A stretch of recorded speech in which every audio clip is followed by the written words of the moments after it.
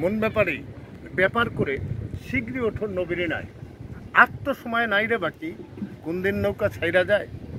তাই আমি সকল মানুষের উদ্দেশ্যে বলছি, সকল মুসলমানদের উদ্দেশ্যে বলছি, আসলে হাতে সময় নাই।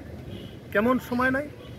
আপনি দুনিয়াতে আসলেন, কিন্তু কিছুদিন এই দুনিয়ায় একটা লীলায় ভোগ করছেন, কিন্তু আপনি জানেন যে নিত্যের কথা ছিল জন্ম নিলে তার মৃত্যু আছে, আর জন্ম নিলে যখন মৃত্যু আছে তাইলে আপনাকে একটা নৌকায় উঠতে হবে। কেন? এপার থেকে ওপার যেতে হবে। আর এহকাল ও পরকাল আপনারা অবশ্যই শুনছেন। তাই পরকালের শান্তির সুধা যদি আপনি পান তাইলে আপনি হবেন প্রকৃত মানুষ, আর নচেত আপনাকে ওই মানুষের গণ্য করবে না। কোরআন যেমন আপনাকে বলছে আপনি বাদশা, আশরাফুল মাখলুকাত, আশরাফুল মাখলুকাত নাম দিছে, কিন্তু আপনার কাজগুলি আশরাফুল মাখলুকাতের ন্যায় হলো না।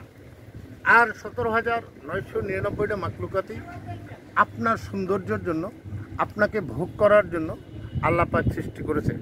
আল্লাহ এত সুন্দর এক পৃথিবী সৃষ্টি করেছে, যেই পৃথিবীতে থেকে আপনি পরকালের কামাই করে নেবেন। আর এই পরকালের কামাইয়ের জন্য যদি আপনি দাপিত না হন তাইলে আপনাকে কেউ নৌকায় নিবে না, আর পার করবে না আপনাকে এই মাঝি মাল্লার সাথে।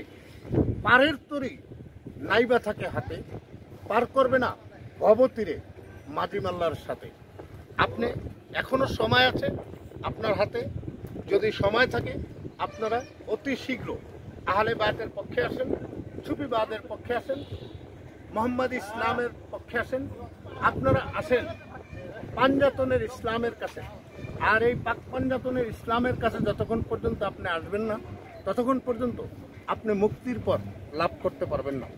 দেখেন, বহু ধর্ম রয়ে গেছে, ওয়াহাবি, খারেজি, ইয়াজিদি, কওমি, এই সমস্ত ধর্ম পরিহাস করুন। আপনি চলে আসুন সুফিবাদের পক্ষে, আপনি চলে আসুন আহলে বায়াতের পক্ষে, আপনি চলে আসেন ওলি আউলিয়াদের কাছে, যারা দ্বীন ইসলাম প্রচার করেছে।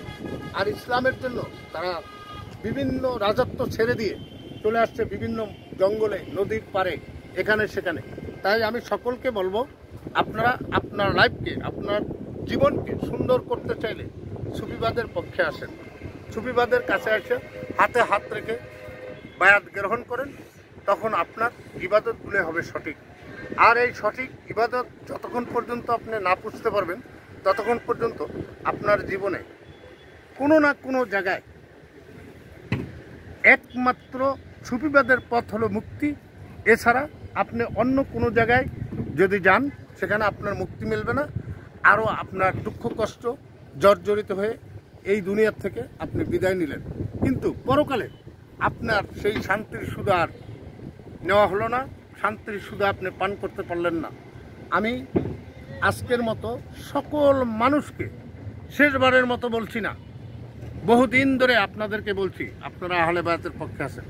আপনি কার কাছে বায়াত নেবেন? এই ধরনের প্রশ্ন আমার কাছে অনেক আসছে, যে আপনি কি বায়াত করেন কিনা। আসলে আমি বায়াত করি না, এটা বড় কথা না। বায়াত কাউকে করা যায় না, বায়াত কাউরে মুরিদ কাউরে বানান যায় না। সেটা হলো একমাত্র নিজের ইচ্ছা।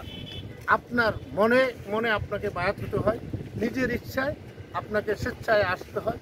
তখন আমি যতটুকু পারি ততটুকু আপনাকে পথ দেখাই দিতে পারবো। আসলে এর অর্থ মুরব্বী, মুরব্বী একমাত্র আপনার পথ নির্দেশনাগুলো দিয়ে দেবে, কিন্তু আপনার কাজ আপনাকেই করতে হবে। তাই এই বলছি সকল মানুষের উদ্দেশ্যে, যার যেখানে যেই ধর্মই আছে, আপনি গুরু মানেন, গুরু না মানা পর্যন্ত আপনার ইবাদত আল্লাহ পাক কবুল করবে না। এই বলে আজকের মতো এখানেই রাখি। দেশ ও দেশের বাইরে যারা আছেন, আমার কথাগুলো মনোযোগ সহকারে শুনবেন, আমার চ্যানেলের পাশে থাকবেন, লাইক দিবেন, শেয়ার দিবেন, আবার নতুন নতুন কথা আপনাদেরকে শোনাবো। এই বলে এখানে রাখছি। আল্লাহ হাফেজ।